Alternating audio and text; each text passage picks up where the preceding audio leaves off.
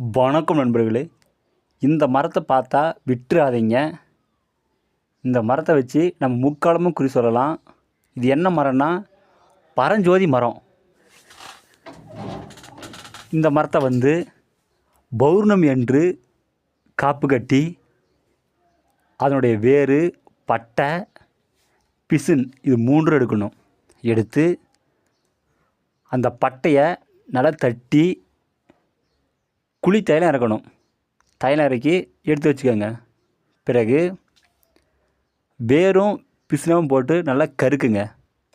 கருக்கி அந்த கருக்கில் கூட புனுகு, ஜவாது, கோரசனை, பச்சைக்கப்புறம் அனைத்தும் சேர்த்து அந்த தைலம் விட்டு நல்லா அரைங்க. அந்த பட்டையை தைலம் எடுத்து வச்சுருக்கீங்களா, அந்த தைலத்தை விட்டு நல்லா அரைங்க. மை போல் அரைத்து அதை டப்பி எடுத்து வச்சுக்கோங்க.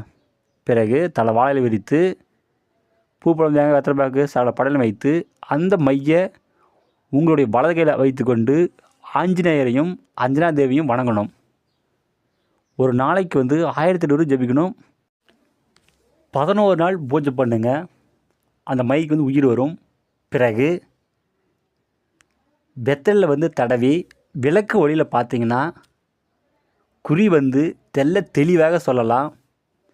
இது நான் பயன்படுத்தின முறையை தான் உங்களுக்கு சொல்கிறேன். மாந்திரீகத்தில் உங்களுக்கு எந்த டவுட் இருந்தாலும் சரி எனக்கு ஃபோன் பண்ணிக்கலுங்க. கண்டிப்பாக நான் சொல்லிக் கொடுக்குறேன். இந்த வீடியோ பிடிச்சிருந்தா எல்லாத்துக்கும் ஷேர் பண்ணுங்கள், சப்ஸ்கிரைப் பண்ணுங்கள். மேலும் அடுத்தடுத்து நல்ல வீடியோ நான் போடுறேன். நன்றிங்க.